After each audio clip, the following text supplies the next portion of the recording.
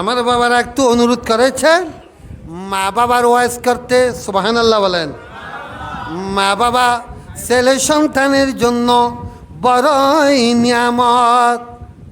আমার নবী বলেন হোমা জান্নাতুকা ওয়া নারুকা, মা বাবা হলো তোমার জান্নাত, মা বাবা হলো তোমার জাহান্নাম। আপনারা জিজ্ঞাসা করতে পারেন জান্নাত কিভাবে, জাহান্নাম কিভাবে?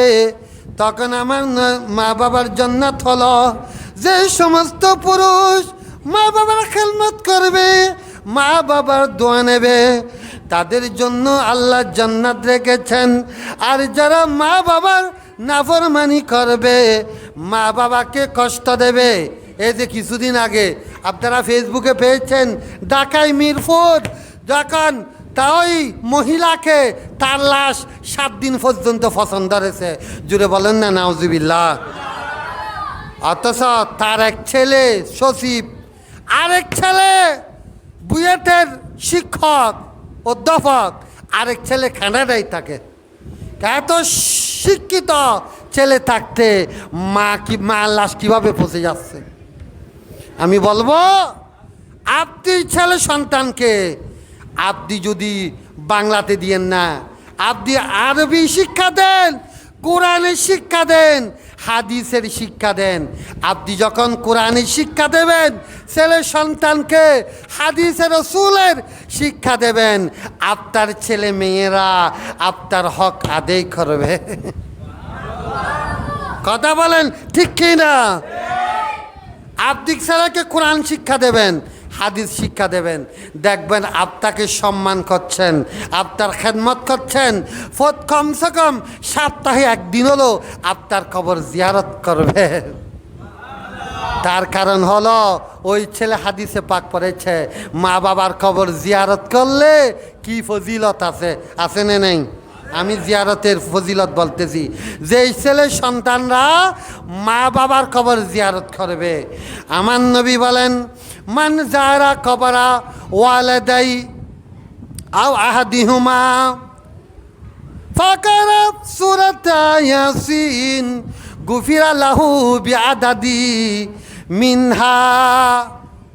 আমার নবী বলেন যে বান্দা, ও মা বোনরা শুনেন, চরলাক্কা অধিবাসীরা শুনেন, এবং মিডিয়ার মাধ্যমে দেশে এবং প্রবাসে যারা দেখতে পাচ্ছেন ভালো করে লক্ষ্য করুন, যে সমস্ত ছেলে সন্তানরা মা বাবার জিয়ারত করবে, আমার নবী বলেন যারা মা বাবার কবর জিয়ারত করবে, মা বাবা 2 জন অথবা মা বাবা 1 জন অথবা 2 জন, যে সন্তান মা বাবার কবর জিয়ারত করবে, জিয়ারত করার সময় সূরা ইয়াসিন পাঠ করবে। কোরআন শরীফের মধ্যে সূরা ইয়াসিন আছে না নেই? আছে না নেই? আছে। সূরা ইয়াসিন রু, কোরআন শরীফের রু, প্রত্যেক কিছু রু আছে না নেই? আছে। রু ছাড়া বডি অকেজু, রু ছাড়া শরীর অকেজু। কোরআনে কারীমের রু হচ্ছে সূরা ইয়াসিন।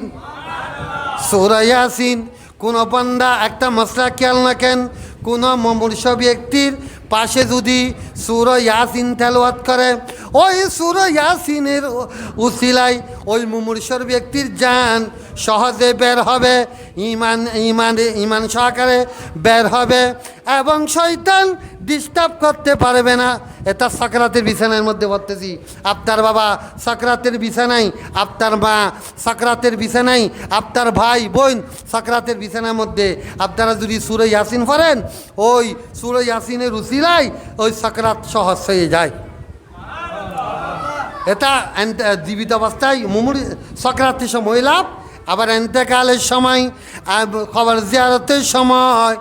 আমার নবী বলেন যে বান্দা মা বাবার কবর জিয়ারত করবে, সূরা ইয়াসিন তেলাওয়াত করবে, আল্লাহ যে বান্দা জিয়ারত করে ওই বান্দার সূরা ইয়াসিনের যতটা অক্ষর আছে যতটা হরফ আছে ওই যতটা অক্ষরের বিনিময়ে যে বান্দা কবর জিয়ারত করে ওই বান্দার ততটা গুনাহ আমার আল্লাহ মাফ করে দেবে। সূরা ইয়াসিনে যত অক্ষর আছে তত অক্ষর গুনাহ মাফ হয়ে যাবে। কার গুনাহ? যে বান্দা কবর জিয়ারত করছে তার গুনাহ। সুবহানাল্লাহ বলেন। মইয়তের তো গুনাহ মাফ হবে কিন্তু তারও মাফ হয়ে যাচ্ছে। এবং আমার নবী আরও বলেন যে বান্দা মা বাবার কবর বেশি বেশি জিয়ারত করবে, সুবহানাল্লাহ বলেন, মা বাবার কবর বেশি বেশি জিয়ারত করবে, আমার আল্লাহ সে যখন ইন্তেকাল করবে তাকে যখন কবরের মধ্যে দাফন করা হবে তার কবর কেউ জিয়ারত করুক বা না করুক তাতে কিছু আসে যায় না। ওই বান্দাকে যখন যে বান্দা দুনিয়ার মধ্যে মা বাবার বেশি বেশি কবর জিয়ারত করত ওই বান্দা যখন মৃত্যুবরণ করবে তাকে কবর দেওয়া হবে, আমার আল্লাহ ওই বান্দার কবর জিয়ারত করার জন্য আল্লাহ নূরি জগতের ফেরেশতা পাঠিয়ে দেবে। জোরে বলবেন না সুবহানাল্লাহ। এগুলি সবগুলো কোরআন হাদিস। এখন তো ওয়াইস নেই, আওয়াজ আছে। কোথায় কোরআন, কোরআন সুন্নাহ কোনো কিছু নেই। কোরআন সুন্নাহর বয়ান নেই, শুধু আওয়াজ আছে। আমরাও একটু ভাইরাল হতে পারলে আমরা একটু কী করি, বেশি ওদেরকে তালাশ করি। নেই কোরআন, নেই হাদিস, কিন্তু এগুলো কোরআন সুন্নাহর বয়ান করতেছি। আপনাদের সম্মুখে এগুলো কোরআন সুন্নাহর বয়ান করতেছি, আমার পকেট থেকে না, মন গড়া না। আল্লাহ সবাইকে শুনে আমল করার তৌফিক দান করো। সালাতুনিয়া রাসূলুল্লাহ আলাইকুম খেদমতে মা দরফে দরাজ কুল শুভ শাম তাকবাসি দর্দ আলম নেকো নাম সালাতুনিয়া।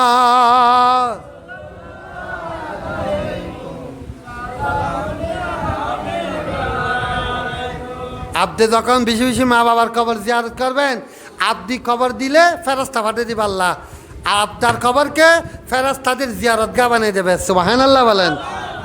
আপনি যদি ছেলে সন্তানকে কোরআনে শিক্ষা দেন, হাদিসে রসুলের শিক্ষা দেন, আপনাকে তদারকি করবে, আপনাকে দেখবে। আর আমি বলবো এগুলো কোনো ছেলে সন্তান যদি এভাবে মা বাবাকে অবহেলা করে, মা বাবার হক আদায় না করে, আমি বলবো ছেলে সন্তানের দোষ থাকলে আপনাদের দোষ আরও বেশি। কারণ আপনি তো কোরআন শিক্ষা দেন নাই, আপনি তো হাদিস রসুল শিক্ষা দেন নাই।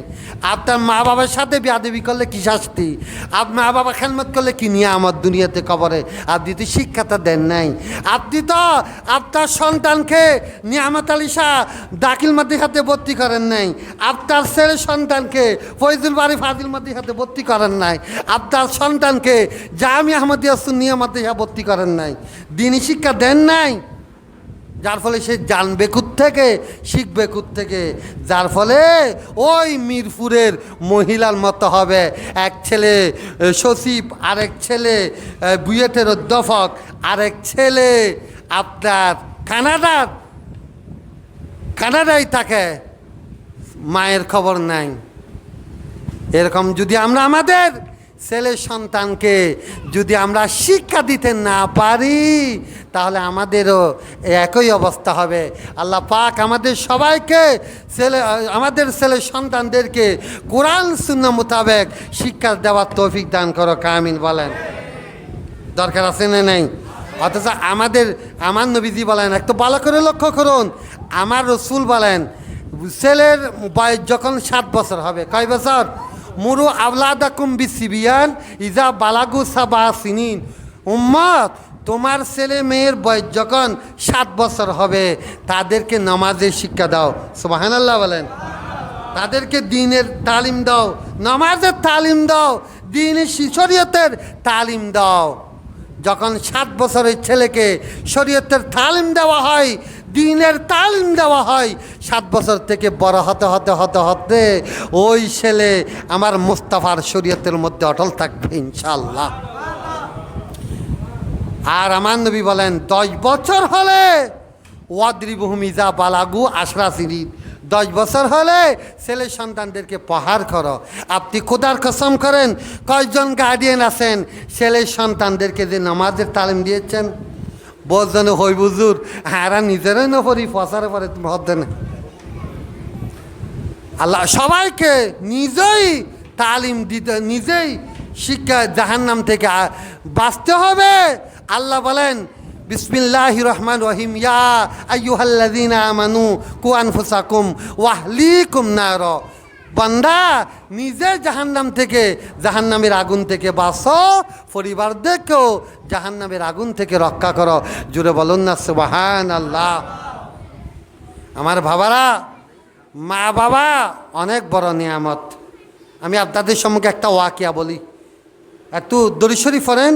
হাসবি রাব্বি জাল্লাল্লাহ মা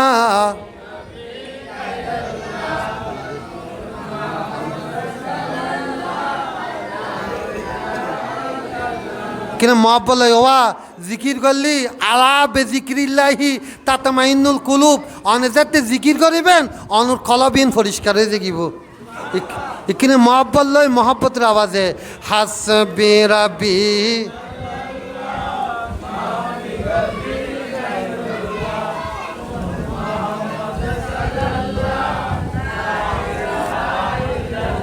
হাসবি রাব্বি জাল্লাল্লাহ।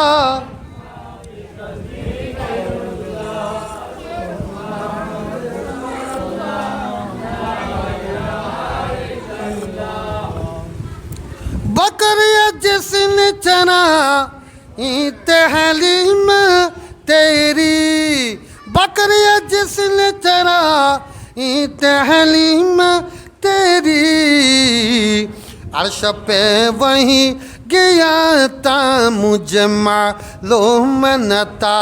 हस्बी रबी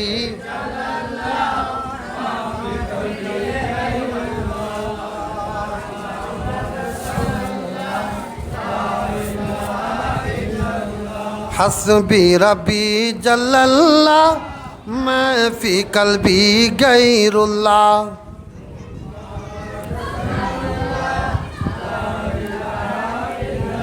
जिस उम्मत के लिए रोक गुजारी रहती, जिस उम्मत के लिए रोक गुजारी रहती, वह महबूब खुदा ता मुझे मालूम न था। हस्बी रबी जल्लल्लाह।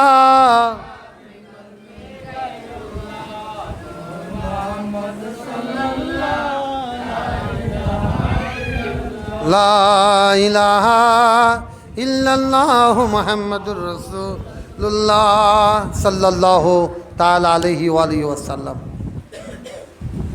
ভালো করে লক্ষ্য করুন, আমার নবী মায়ের কদম খেয়ে জান্নাতের দরজার চৌকটের সাথে তুলনা দিয়েছেন। সুবহানাল্লাহ বলে। চৌকট মানে ছোট ছোট, ওনারা ছোট হতে দরজা ছোট স্কিলে ফল উড়া। হ্যাঁ মুরব্বী আছে, ইউ ছোট হলে বুঝিব না, বুঝিব। হ্যাঁ তো ফাঁকা ঘর অন ছোট টোটি নুড়ি যার ঘর দরজা ছোট লাগে দে। এখনের ফল যদি হয় ছোট ছোট বাড়ি ভাবিছে ছোট বুঝিব না, বুঝিব। মানে খেয়াল করেন চৌকাট। এক সাহাবী মান্নত করেছে, আল্লাহ যদি ভালো করে লক্ষ্য করুন, আমার মা বোনরা খেয়াল করেন, খুবই দামি ঘটনা, গুরুত্বপূর্ণ ঘটনা। এক সাহাবী মান্নত করল, আল্লাহ যদি আমার আশা পূর্ণ করে, আমি জান্নাতের দরজার উপরের চৌকাট এবং নিচের চৌকাটে আমি চুমকাবো। সুবহানাল্লাহ বলেন। মান্নত করেছেন।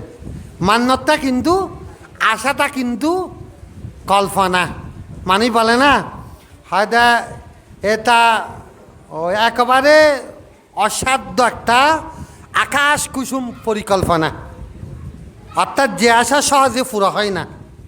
শুনেন না, আপনারা শুনেন না, যে আশা সহজে পূরণ হয় না এটাকে বলা হয় আকাশ কুসুম কল্পনা।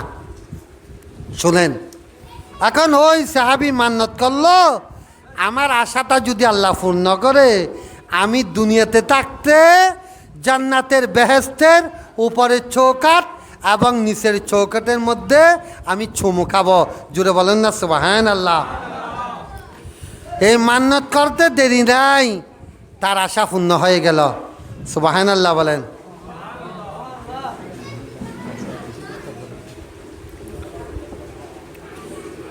ওই তার আশা পূর্ণ হল। তখন সে মান্নত করেছিল, আল্লাহ যদি আমার আশা পূর্ণ করে, বেহেস্তের উপরে দরজার উপরে চৌকাঠ এবং নিচের চৌকাঠের মধ্যে আমি চুমকাব। এখন তো আমি দুনিয়ার মধ্যে দুনিয়াতে থাকতে কিভাবে বেহেস্তর নাগাল পাই? জুড়ে বলুন সুবহান। আচ্ছা, কেউ দুনিয়াতে কি বেহেস্ত ধরতে পারবে? আপনারা কথা বলতেছেন না, এগুলো ডিস্টার্ব করতেছেন এখানে। কি আমি শেষ করে দেবা? আবার যাই শেষ করি দিম না না। এই ওই কে ডিস্টার্ব না করিবে? একজন ফিসরি ফলে ডিস্টার্ব করতে কি যাও গো মুরব্বী হলে। সালাতুন ইয়া রাসূলুল্লাহ আলাইকুম গৌসে আজম আপসে ফরিয়াদ হে জিন্দা পীরে পাক মিল্লাত कीजिए सलातुन या আলাইকুম। এখন দুনিয়াতে থাকতে বেহেশতের নাগাল পাবে না। কারণ বেহেশতে যেতে হলে কবরে যেতে হবে কিনা? কবর বেহেশতের বাগান হয়। ইন্নামাল কবরু রওজাতুন মিন রিয়াজিল জান্নাহ ওয়া হুফরাতুন মিন খুফারিন নার। আমার নবী বলেন, কবর কারোর জন্য জান্নাতের বাগান, কারোর জন্য জাহান্নামের গর্ত। দুনিয়াতে যদি ভালো কাজ করো, নামাজ পড়ো, কোরআন তেলাওয়াত করো, তাহাজ্জুদ পড়ো, মা বাবার খেদমত করো, ওই কবর থাকবে না, জান্নাতের বাগান হয়ে যাবে। আর দুনিয়ার মধ্যে যদি ইসলামিক কার্যকলাপ করো, কবর জাহান্নামের গর্ত হয়ে যাবে। তখন ওই সাহাবী নবীজির কাছে এসে বললেন, ইয়া রাসূলুল্লাহ, ইয়া হাবিবাল্লাহ, আমি মান্নত করেছি, আল্লাহ আমার আশা যদি পূর্ণ হয়, আমি বেহেশতের দরজার ওপরের চৌকাঠ এবং নিচের চৌকাঠে চুমকাবো। ইয়া রাসূলুল্লাহ, এখন তো আমি দুনিয়াতে থাকতে কিভাবে বেহেশতর নাগাল পাই, বেহেশত কিভাবে চৌকাঠে চমকাতে পারি? তখন আমার নবী বলেন, হয়ে আমার সাহাবী, দুনিয়ার মধ্যে তোমার মা বাবা আছে কিনা? তখন সাহাবী বলেন, ইয়া রাসূলুল্লাহ, দুনিয়ার মধ্যে মা বাবা বেঁচে আছেন। আমার নবী বলেন, মায়ের কদমের মধ্যে চুমকাও, বাবার চৌকাঠের কপালের মধ্যে চুমকাও। তোমার বাবার কপাল আর মায়ের কদম হলো বেহেশতের দরজার উপরের চৌকাঠ এবং নিচের চৌকাঠ। মা বাবার কপালের মধ্যে চুমকাও, মায়ের কদমের মধ্যে চুমকাও, তোমার মান্যতা আদায় হয়ে যাবে। তখন সাহাবী বলেন, ইয়া রাসূলুল্লাহ, ইয়া হাবিবাল্লাহ, যাদের মা বাবা বেঁচে নেই, যাদের মা বাবা দুনিয়া থেকে চলে গেছেন, অন্ধকার কবরে শুয়ে গেছেন, ইয়া রাসূলুল্লাহ, তারা কি করবে? তখন নবী বলেন যে তারা করবে, তারা যে বাবাকে যে বরাবর কবর দিয়েছে, বাবার কপাল বরাবর কবরের মধ্যে চুমু খাবে। মাকে যে কবরে দাফন করেছে, মায়ের পা বরাবর কবরের মধ্যে চুমু খাবে, তার মান্যত আদায় হয়ে যাবে। মা বাবার কবরে চুমু দিলে কি বেদাত না শিরিকুর গন্ধ দেব? বেদাত। ফতোয়া আলমগীরের মধ্যে আছে, মা বাবার কবরের মধ্যে চুমু দেওয়ার মধ্যে কোনো অসুবিধা নাই। মা বাবা অনেক বড় নিয়ামত। আরে বাবা, যেই ছেলে সন্তান মা বাবার চেহারার দিকে একবার যদি দৃষ্টি দেয়, যে হাদিস কেনা ইমামে বাইহাকি শোয়াইবুল ইমানের মধ্যে নোট করতেছেন, আবার মেশকাতের মধ্যে হাদিসে পাক রয়েছে। আমার নবী বলেন, ক্বালা রাসূলুল্লাহি, বড় করে বলি সাল্লাল্লাহু আলাইহি ওয়াসাল্লামা, মা মিন ওয়ালাদিন বাররিন ইয়ানজুরু ইলা ওয়ালাদাই নাজরাতা রাহমাতিন ইল্লা কাতাবাল্লাহু লাহু বিকুল্লি নাজরাতিন হাজ্জাতাল মাবরুরা ওয়াইন নাজারা কুল্লা ইয়মিন মিয়াতা মাররাত। ফাকালান নবী সাল্লাল্লাহু আলাইহি ওয়াসাল্লামা আল্লাহু আকবার ওয়াতিয়াব। সুবহানাল্লাহ বলেন। আপনারা ভালো করে লক্ষ্য করুন, মা বাবার চেহারার দিকে তাকানো কত বড় ইবাদত। মা বাবার চেহারার দিকে মহব্বতের দৃষ্টিতে তাকা কত বড় ইবাদত। খেয়াল করেন, আমার নবী বলেন, মা মিন ওয়ালাদিন বাররিন ইয়ানজুরু ইলা ওয়ালাদাই, যে আমার নবী বলেন, যে সন্তান যদি নিজের মা বাবার চেহারার দিকে তাকাই, ও এটা আমার মহব্বত জন্মদাতা বাবা, এটা আমার গর্ভধারিণী মা, এটা আমার জন্মদাতা বাবা, গর্ভধারিণী মা। মা বাবার চেহারার দিকে একবার নজরে পাকি, একবার দৃষ্টি দেবে, মহব্বতের দৃষ্টিতে তাকাবে, আমার আল্লাহ তার আমলনামার মধ্যে কবুল হয়েছে সেরকম একটা হজের সওয়াব লিপিবদ্ধ করবে। মা বাবার চেহারা একবার তাকালে একটা হজের সওয়াব, একটি হজের সওয়াব মিলে মা বাবাকে দেখিলে, একটি হজের সওয়াব মিলে মা বাবাকে দেখিলে, মা কেন এত দামি জানে না সকলে, মা কেন এত দামি জানে, জানতো যদি পড়তো দেখে কোরআনে হাদিস কোলে, জানতো যদি পড়তো দেখে কোরআন। একটি হজের সওয়াব মিলে মা বাবাকে দেখিলে, একটি হজের সওয়াব মিলে মা বাবাকে দেখিলে, মা কেন এত দামি জানে। আল্লাহর বলি বাইজিদের বিরল ঘটনা, মায়ের সেবায় ছিল একটি উত্তম নমুনা। সুবহানাল্লাহ বলেন। বাইজিদ বুস্তামি কত বড় ওলি জানেন? সুলতান আরফিন বাইজিদ বুস্তামি কত বড় ওলি, আল্লাহু আকবার। বাইজিদ বুস্তামি বেশি বেশি ইবাদত করতেন। সুলতান আরফিন বাইজিদ বুস্তামি উনি বলতেছেন একবার, আরে আল্লাহ যদি আমাকে যদি দুইটা জিনিস দেয়, কয়টা জিনিস? একটু কথা বলেন, কয়টা? দুইটা। একটা জিনিস হলো তাহাজ্জুদের রক্ত। সুবহানাল্লাহ বলেন। আমাদের তাহাজ্জুদের নামাজ আছে, ফজরের নামাজ গুমুজ্জের গুর, এক তাহাজ্জুদের রক্ত, আরেক পাশে আট বেহেশত। কয়টা?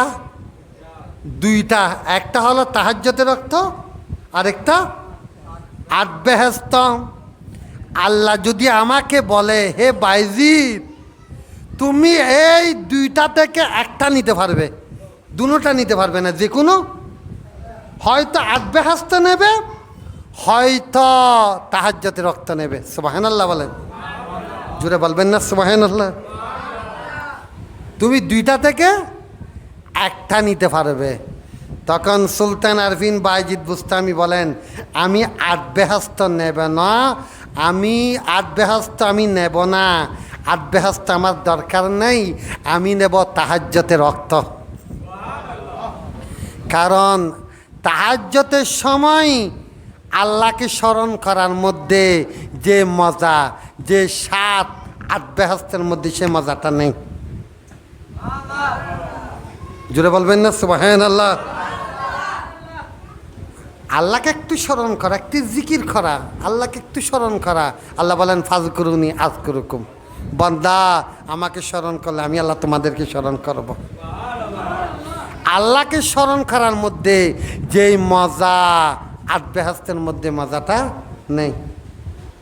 এটা বাইজিদের কথা। তো বাইজিদ একদিন মা বলছেন, বাবা আমার বেশি পিপাসা লেগেছে, আমার জন্য এক গ্লাস পানি নিয়ে আস। তখন বাইজিৎ বুস্তামি ঠান্ডা পানি নিতে গেলেন, কই নলকূপ থেকে এক কলসি পানি আনলেন, এবং মায়ের কাছে আনতে আনতে মা ঘুমিয়ে গেলেন। সুবহানাল্লাহ। মা ঘুমিয়ে গেলেন, গোটা রাত জাগিয়ে থাকলেন, দাঁড়িয়ে রয়েছেন মায়ের শিয়রে। যখন মায়ের ঘুম ভেঙে গেল তখন বলেন, বাইজিৎ তুমি কি ঘুমাও নেই? আম্মা আমি গোটা রাত, খোদার কসম আমি গোটা রাত ঘুমাই নাই। আপনি যখন আমাকে বলেছেন হে বাইজিৎ আমার জন্য পানি নিয়ে আসো, আমি পানি আনলাম, আপনি ঘুমিয়ে গেলেন, আপনার কষ্ট হবে, আপনার কাঁচা ঘুম ভঙ্গ হবে। আমি আপনাকে ডাকি নাই, আপনাকে বিরক্ত করি নাই, আমি পানি নিয়ে আপনার শিয়রে গোটা রাত দাঁড়িয়ে রয়েছে। তখন মা 2 হাত তুলে দোয়া করলেন, আল্লাহ আমার বাইজিৎ গোটা রাত দাঁড়িয়ে রয়েছে, আল্লাহ আরামের ঘুমকে হারাম করেছে, আমি মায়ের জন্য পানি নিয়ে দাঁড়িয়ে রয়েছে। আল্লাহ আমি মা দোয়া করছি, আল্লাহ আমার বাইজিৎকে আল্লাহ তুমি জগৎ বাসা আল্লাহর বলি হিসেবে কবুল করো। আল্লাহ কবুল করেছেন। আমার নবী বলেন 3 শ্রেণীর মানুষ দোয়া করলে দোয়া ফেরত নাই। 1 নম্বর হলো দাওয়াতুল মুসাফির। মুসাফির যখন সফর করবে ওই মুসাফিরের দোয়া কবুল। আর দাওয়াতুল মজলুম, যখন কোনো মানুষ জালেমের শিকার হয়ে, অত্যাচারের শিকার হয়ে একেবারে মজলুম ব্যক্তি যখন দোয়া করবে, আমার নবী বলেন মজলুমের দোয়ার মধ্যে আল্লাহর মধ্যে কোনো পর্দা থাকে না। ওই মজলুম যখন দোয়া করবে আমার আল্লাহ দোয়া কবুল করবে। আরেক প্রকারের দোয়া আছে মা বাবার দোয়া। মা বাবা যখন ছেলে সন্তানের জন্য দোয়া করে আমার আল্লাহ দোয়া কবুল করে। আল্লাহ আমাদেরকে মা বাবার দোয়া নেওয়ার তৌফিক দান করুক। আমি বলতে চেয়েছিলাম যে ছেলে সন্তান মা বাবার চেহারার দিকে একবার তাকাবে, আমার নবী বলেন কবুল হয়েছে সেরকম একটা হজের সওয়াব। তখন সাহাবীরা আরজ করলেন, ইয়া রাসূলুল্লাহ, ইয়া হাবিবাল্লাহ, কোন ছেলে সন্তান যদি মা বাবার চেহারার দিকে দিনে 100 বার তাকায়, আমার নবী বলেন একবার তাকালে একটা হজের সওয়াব, আর 100 বার তাকালে 100টি কবুল হয়েছে সেরকম হজের সওয়াব ওই বান্দার আমলনামার মধ্যে লিপিবদ্ধ করে দেবে। সে কারণে অনেক ফজিলত রয়েছে বাবা। আর যারা মা বাবা থেকে ক্ষমা করে নিতে পারে নাই, মা বাবা থেকে কষ্ট নিয়ে কবরে চলে গেছে, তাদের কবর থাকবে না, তাদের কবর জাহান্নামের গর্ত হয়ে যাবে। জোরে বলুন নাউজুবিল্লাহ। আমি একটা ঘটনা বলি আপনাদেরকে, শুনেন। আমার নবী একদিন এক সাহাবে একরামদেরকে নিয়ে এক কবরস্থান দিয়ে যাচ্ছিলেন। যেতে যেতে যেতে হঠাৎ করে একটা কবর থেকে আওয়াজ আসলো, ইয়ামিনিনার, ইয়াসারিনার, ফৌকিনার, তাহাতিনার, আমামিনার, হালফিনার। আমার ডানে আগুন, আমার বামে আগুন, আমার সামনে আগুন, আমার পিছনে আগুন, আমার উপরে আগুন, আমার নিচে আগুন। তোমাদের মধ্যে কে আছো আমাকে আগুন থেকে রক্ষা করবে? এভাবে কবর থেকে কি আসলো? আচ্ছা, কবরের মধ্যে আযাব চলে, আমরা কি দেখি? তুই নমাতে মানুষই নমাতে দে। কবরের মধ্যে আযাব চললে আমরা দেখি? আমরা দেখি না। কিন্তু আমার নবীকে আল্লাহ এমন ক্ষমতা দিয়েছে, আমার নবী বলেন ইন্নি আরাও মা লা তারাউনা, ইন্নি আসমাউ মা লা তাসমাউ। আমার নবী বলেন, উম্মত আমার, আমি নবী যা শুনি তোমরা তা শোনা না, আমি নবী যা দেখি তোমরা তা দেখো না। কবরের মধ্যে আযাব চললে আমরা দেখি না, কবরের মধ্যে মেরফিট চললে আমরা দেখি না, কিন্তু আমার রহমতুল্লিল আলামিন নবী জানে কোন কবরে কি আযাব চলে। কথা বললেন ঠিক কি না? নবীজি জানেন, কারণ নবীজিকে ক্ষমতা দিল কে? আল্লাহ। বলেন না কে? আল্লাহ। আচ্ছা, আল্লাহ যদি নবীকে ক্ষমতা দেন, কারো আপত্তি আছে? কথা বলেন না বাবা, আপত্তি আছে? অনেকে বলে হয়তো তার নবীজি নিজস্ব ক্ষমতা না। তা আমরা কি ওয়াজ করার সময় বলছি নবী এটা নিজস্ব ক্ষমতা? নবীকে দিয়েছেন তো আল্লাহ। নবীকে তা রহমতুল্লিল আলামিন নবী হিসেবে দুনিয়ার মধ্যে প্রেরণ করেছেন। আল্লাহ বলেন, ওয়ামা আরসালনাকা ইল্লা রহমাতাল্লিল আলামিন। হাবিব, আপনাকে আমি রহমতুল্লিল আলামিন নবী হিসেবে এই দুনিয়ার মধ্যে প্রেরণ করেছি। আমি কি বলতে চাইছিলাম, আমার নবী বা এই কবর থেকে আবার আসলো, কান্নাকাটি করতেছে। আমার ঢালে আগুন, বামে আগুন, ওপরে আগুন, নিচে আগুন, সামনে আগুন, পিছনে আগুন, কে আছো আমাকে আগুন থেকে রক্ষা করবে? তখন আমার নবী ওই সমাজ যে খবর দিল, এই যে খবর দেখতেছ এটা কার খবর? তখন এলাকার মানুষরা, প্রতিবেশীরা বলতে লাগলেন, ইয়া রাসূলুল্লাহ, ইয়া হাবিবাল্লাহ, এই খবর হলো অমুক মহিলার ছেলের খবর। অমুক মহিলার ছেলের খবর। তখন আমার নবী বলেন, তাকে এক পাশে ডাকলেন, সামনে সবার সামনে বলে নাই, এক পাশে ডাকলেন। এক পাশে ডেকে বললেন, মা, আপনার ছেলে কি অপরাধ করেছে, কি গুনাহ করেছে, আমি নবীকে একটু বলো। তখন ওই মা বললেন, ইয়া রাসূলুল্লাহ, ইয়া হাবিবাল্লাহ, আমার এই ছেলে আমাকে বেশি কষ্ট দিত, আমি তার কষ্ট সহ্য করতে না পারে আমি কাঁদতে থাকতাম। তার কষ্ট সহ্য করতে না পারে আমি কি করতাম? কাঁদতাম। ইয়া রাসূলুল্লাহ, এটা হলো তার অপরাধ। তখন আমার নবী বলেন, মা, তোমার ছেলে কবরের আগুনের মধ্যে জ্বলতেছে, দাও দাও দাও করে জাহান্নামের আগুনের মধ্যে জ্বলতেছে। মা, তোমার ছেলেকে তুমি ক্ষমা করে দাও। তখন ওই মহিলা বলেন, ইয়া রাসূলুল্লাহ, আমি ক্ষমা করব না, এই ছেলে আমাকে বেশি কষ্ট দিত, আমি বলতে পারবো না। তখন আমার নবী বলেন, মা, আপনার ছেলেকে যদি আপনি ক্ষমা না করেন, আমার আল্লাহ ক্ষমা করবে না। আল্লাহ যদি ক্ষমা না করে, তোমার ছেলে জাহান্নামের আগুনে জ্বলতে থাকবে। জোরে বলুন নাউজুবিল্লাহ। মা, একটু ক্ষমা করে দেন। একথা যখন নবীজি বলেছেন, আপনি ক্ষমা না করলে আল্লাহ ক্ষমা করবেন না, আল্লাহ আযাব বন্ধ করবেন না। তখন ওই মহিলা বললেন, ইয়া রাসূলুল্লাহ, ইয়া হাবিবাল্লাহ, আমার ছেলেকে আমি ক্ষমা করে দিলাম। আমার নবী বলেন, মুখে ক্ষমা করলে হবে না, অন্তর থেকে ক্ষমা করতে হবে। এরকম বলে না অনেকে, হয়তো শুধু মুখে হইলেও না, অন্তরতুন হয়তো অন্তরতুন হইতে লেগু না, তাকে মুখুত্তুন হইতে লেগু, অন্তর থেকে ক্ষমা করতে হবে। তখন ওই মহিলা বললেন, ইয়া রাসূলুল্লাহ, ইয়া হাবিবাল্লাহ, আমার ছেলেকে আমি, তার মা বলতেছি, আমি অন্তর থেকে আমার ছেলেকে ক্ষমা করলাম। ওরে মা, মা।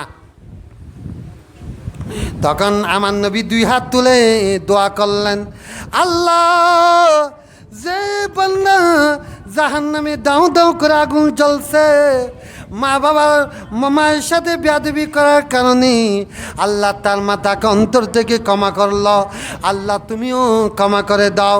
নবীজি দোয়া করার সাথে সাথে আমার আল্লাহ ক্ষমা করলো। আল্লাহ ক্ষমা করার সাথে সাথে তার কবরের আযাব বন্ধ হয়ে গেল। আমার বাবারা, যে সমস্ত ছেলে মেয়েরা মা বাবার খেদমত করে, জান্নাত অর্জন করতে পারে নাই, বেহেশত অর্জন করতে পারে নাই। আমার নবী তাদের জন্য বদদোয়া করেছেন।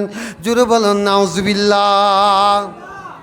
ইমামে মুসলিম শরীফের মধ্যে হাদিসে পাক নোট করেন, আমার নবী বলেন রাগিমান ফুহু রাগিমান ফুহু কিলা ইয়া রাসূলুল্লাহ মান রাগিমান ফুহু ফাকালা মান আদরাকা ওয়ালাদাই আহাদিহুমা আও কালাহুমা সুম্মা লাম ইয়াদখুলিল জান্নাহ। আমার নবী বলেন তার নাক দুলাই মলিন হোক, তার নাক দুলাই মলিন হোক, তার নাক দুলাই মলিন হোক, কিমানি ওই উম্মত ধ্বংস হোক। তখন সাহাবীরা বলেন ইয়া রাসূলুল্লাহ, ইয়া হাবিবাল্লাহ, আপনি কার জন্য বদদোয়া করছেন? তখন নবী বলেন যে বান্দা মা বাবা দুইজনকে পেয়ে অথবা একজনকে পেয়ে বেহেশত অর্জন করতে পারে নাই, ওই বান্দা ধ্বংস হোক। জোরে বলেন নাউজুবিল্লাহ। সে কারণে যাদের মা বাবা আছেন আপনারা মা বাবার খেদমত করার জন্য করবেন আপনারা।